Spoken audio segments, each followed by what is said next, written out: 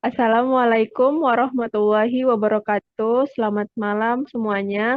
Di sini kami dari kelompok 8 mata kuliah manajemen proyek akan mempresentasikan materi percepatan waktu proyek yang beranggotakan saya sendiri yaitu Dea Alfriza Ahmad dan ada rekan saya yaitu Amos Karel Cornelius Nabahu, Desmia Rahmi, Raffi Abdillah, dan Nurul. Namun pada malam hari ini untuk rekan kami yang satunya yang bernama Nurul Hafiz berhalangan tidak bisa mengikuti presentasi. Next. Adapun latar belakangnya itu dalam pelaksanaan proyek ada tiga aspek utama yang diperhatikan yaitu biaya, waktu, dan mutu. Dengan biaya yang minimum, pelaksanaan proyek dapat memperoleh keuntungan yang lebih besar. Sementara dengan waktu, penyelesaian lebih cepat dapat meningkatkan citra pelaksana. Salah satu yang mengalami keterlambatan adalah proyek pembangunan gedung. Umumnya keterlambatan selalu menghasilkan kerugian. Kerugian yang dimaksud di sini berupa penambahan biaya. Dengan pertimbangan dampak keterlambatan tersebut, diperlukan usaha dalam percepatan penyelesaian proyek. CRESS adalah program yang dapat menjadi salah satu pilihan dalam mempercepat waktu proyek. Next. Tujuannya itu yang pertama menentukan jalur kritis proyek ini PET method dengan menggunakan metode CPM. Yang kedua, bagaimana percepatan waktu proyek bisa dilakukan menggunakan metode crushing. Yang ketiga, menghitung biaya tambahan yang timbul akibat penggunaan metode crushing pada kegiatan-kegiatan tertentu. Next. Penjadwalan adalah perencanaan pembagian waktu dan hubungan antara pekerjaan-pekerjaan yang ada dalam suatu proyek. Metode penjadwalan yaitu ada metode CPM, metode PERT, dan metode PDM. Next. Adapun studi literatur yaitu next. Manajemen proyek. Manajemen adalah proses merencanakan, mengorganisir, memimpin, dan mengendalikan kegiatan anggota serta sumber daya yang lain untuk mencapai sasaran organisasi atau perusahaan yang telah ditentukan. Next. Menentukan target pasar. Hal pertama yang harus dilakukan adalah memilih pasar sasaran atau siapa yang akan menjadi konsumen. Setelah mengetahui dan mengenali pasar sasaran yang tepat, barulah mempelajari apakah produk yang akan dipasarkan tepat untuk mereka. Next. Kemudian ada tahapan perencanaan proyek yaitu penentuan tujuan dan hasil akhir proyek, daftar pekerjaan apa saja yang diperlukan, kemudian ada pembuatan struktur organisasi proyek, kemudian ada jadwal kegiatan pekerjaan meliputi waktu mulai proyek dilaksanakan, waktu tiap kegiatan dan batas akhir penyelesaian proyek, kemudian ada estimasi waktu dan biaya proyek. Next. Percepatan durasi penyelesaian proyek atau crashing. Istilah crashing berhubungan dengan usaha mengurangi kegiatan-kegiatan mereduksi durasi proyek. Proses crashing harus mempertimbangkan sistematik analitik proses termasuk pengujian dari seluruh kegiatan, khususnya kegiatan yang berada pada lintas krisis. Crashing adalah istilah yang digunakan untuk menjelaskan proses percepatan suatu kegiatan atau banyaknya kegiatan untuk memperpendek durasi keseluruhan proyek. Ada berbagai asumsi yang digunakan dalam menganalisis proses tersebut. Next. Nah, untuk selanjutnya akan dibacakan oleh rekan saya Desnia. Dipersilakan. Baik, saya akan melanjutkan pemaparan selanjutnya yaitu mengenai contoh soal. Pada PT XYZ sedang menjalankan proyek besar dengan target penyelesaian dalam waktu secepatnya. Namun, karena permintaan klien, perusahaan diharuskan menyelesaikan proyek tersebut 3 bulan lebih cepat dari jadwal semula. Untuk memenuhi permintaan ini, manajer proyek perlu menentukan biaya minimum yang diperlukan untuk mengurangi waktu penyelesaian proyek tersebut berdasarkan data yang tersedia. Proyek ini memiliki beberapa aktivitas pada jalur kritis yang dapat dipercepat dengan menambahkan tenaga kerja, menyewa peralatan tambahan atau lembur. Untuk menghitung biaya tambahan yang timbul dari percepatan waktu pada setiap aktivitas, digunakan metode crashing yang melibatkan analisis hubungan antara biaya dan waktu untuk menemukan kombinasi optimal. Dengan menggunakan metode ini, manajer harus menentukan strategi percepatan yang paling efisien untuk mencapai target waktu dengan biaya minimum sambil memastikan bahwa kualitas proyek tetap terjaga. Tentukan biaya minimum yang diperlukan dan strategi percepatan yang optimal untuk menyelesaikan proyek sesuai dengan target waktu yang baru. Berikut adalah tabel kegiatan dan durasi proyek tersebut, seperti yang di slide seperti ini. Selanjutnya. Kemudian pembahasannya adalah langkah-langkahnya, yaitu adalah langkah 1, menentukan jalur kritis dengan metode CPM. Metode CPM digunakan untuk mengidentifikasi jalur kritis dalam proyek, yaitu jalur yang menentukan waktu penyelesaian proyek secara keseluruhan. Jalur kritis terdiri dari serangkaian kegiatan yang memiliki kelonggaran waktu atau slack time, sehingga keterlambatan pada salah satu kegiatan di jalur kritis akan menyebabkan keterlambatan pada keseluruhan proyek. Langkah-langkah menghitung CPM adalah menghitung at least start atau IS dan at least finish setiap kegiatan. Kemudian menghitung let's start atau LS dan let's finish setiap kegiatan. Kemudian menghitung start time dan menentukan jalur kritis. Kemudian ini ada beberapa lanjutan dari langkah-langkah untuk menghitung CPM tersebut. Next.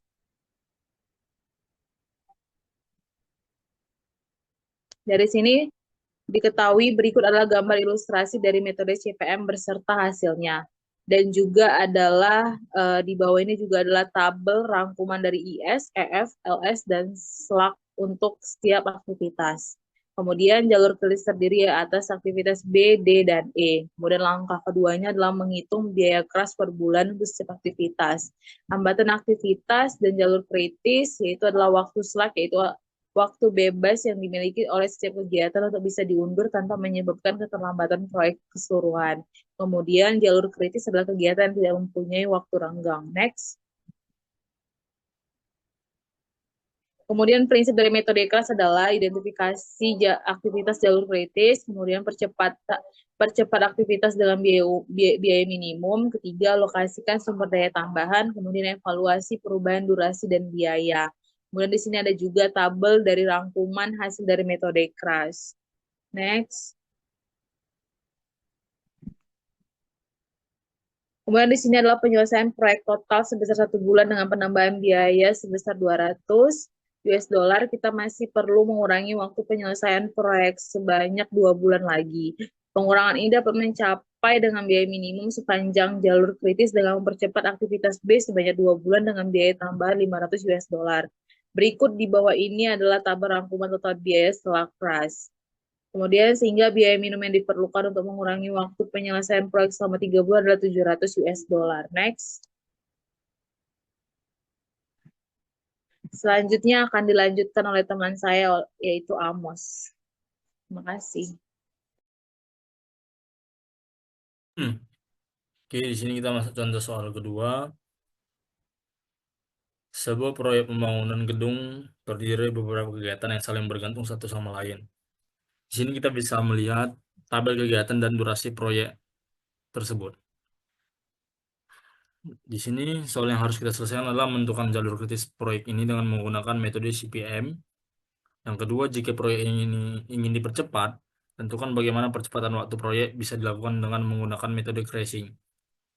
Yang ketiga, menghitung biaya tambahan yang timbul akibat penggunaan metode crashing pada kegiatan-kegiatan tertentu. Pembahasan langkah pertama, menentukan jalur kritis dengan metode CPM. Metode CPM ini digunakan untuk mengidentifikasi jalur kritis dalam proyek, yaitu jalur yang menentukan waktu penyelesaian proyek secara keseluruhan. Nah, di sini kita bisa melihat yang pertama langkah-langkah menghitung CPM, menghitung early start, menghitung late start, slack time, dan sebagainya bisa kita lihat di slide ini. Ini juga lanjutan dari slide sebelumnya. Di sini kita bisa melihat tabel estimasi waktu. Untuk penjelasan di sini, saya menjelaskan ES itu adalah waktu paling awal kegiatan dimulai, EF atau earliest finish adalah waktu paling awal kegiatan selesai, LS latest start adalah waktu paling lambat kegiatan dimulai tanpa mengganggu waktu penyelesaian proyek. LF merupakan latest finish, yaitu waktu paling lambat kegiatan selesai tanpa mengganggu penyelesaian proyek. Slack time itu adalah selisih antara latest start dan early start.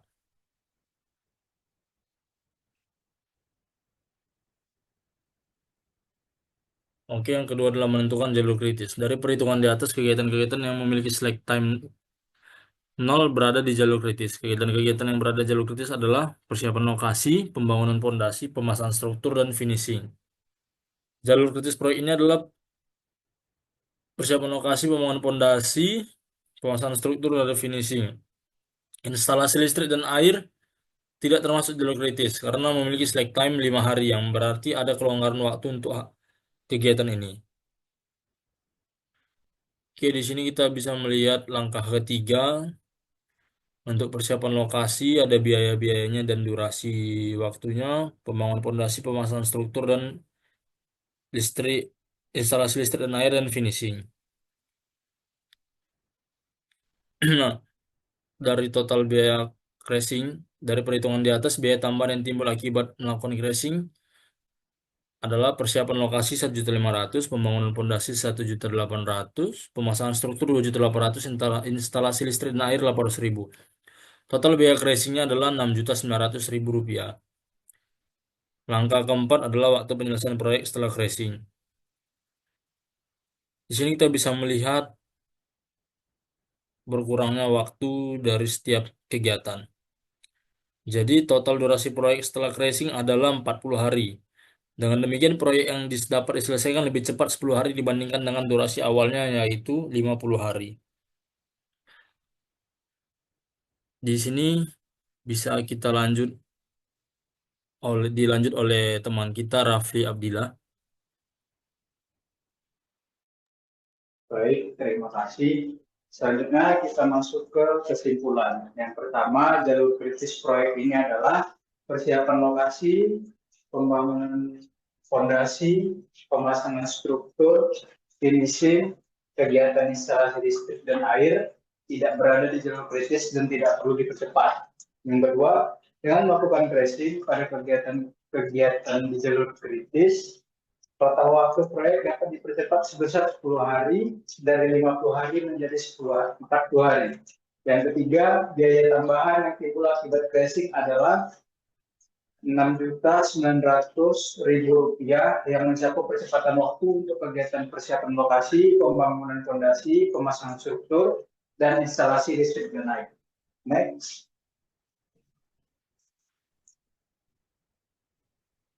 Nah, selanjutnya kita masuk ke bab terakhir, yaitu kesimpulan dan saran. Kesimpulan. Yang pertama, percepatan durasi penyelesaian proyek atau crashing adalah salah satu cara untuk mempercepat durasi proyek. Metode crash adalah salah satu strategi dalam manajemen proyek yang digunakan untuk mempercepat durasi penyelesaian proyek dengan mengalokasikan sumber daya tambahan pada aktivitas tertentu dalam jalur kritis proyek. Dengan kata lain, metode ini digunakan untuk mengurangi waktu penyelesaian proyek dengan biaya tambahan yang dihitung berdasarkan peningkatan sumber daya dan percepatan aktivitas tertentu. Yang kedua, jalur kritis proyek ini adalah persiapan lokasi, pembangunan fondasi, pemasangan struktur, finishing kegiatan instalasi air dan air, tidak berada di jalur kritis dan tidak perlu dipercepat. Yang ketiga, dengan melakukan tracing pada kegiatan-kegiatan di jalur kritis, total waktu proyek dapat dipercepat sebesar 10 hari dan dari 50 hari menjadi 40 hari. Yang keempat, atau terakhir, biaya tambahan yang timbul akibat crashing adalah sebesar Rp6.900.000 yang mencakup percepatan waktu untuk kegiatan persiapan lokasi, pembangunan fondasi, pemasangan struktur, dan instalasi listrik dan air. Terakhir, kita masuk ke saran. Sarannya adalah untuk melakukan kegiatan percepatan waktu proyek sebelum melakukan kegiatan yang akan diimplementasikan agar terlebih dahulu melakukan koordinasi dengan pihak terkait pada proyek agar semua mempunyai persepsi dan kepentingan yang sama. Next. Sekian presentasi dari kelompok kami. Lebih dan kurang kami mohon maaf. Saya kembalikan ke Kak Den. Terima kasih. Baiklah, itulah dari hasil presentasi kelompok kami tentang percepatan waktu proyek. Apabila ada kesalahan ucapan ataupun materi, kami mohon maaf. Saya akhiri, wabillahi taufiq wal hidayah. Wassalamualaikum warahmatullahi wabarakatuh. Selamat malam.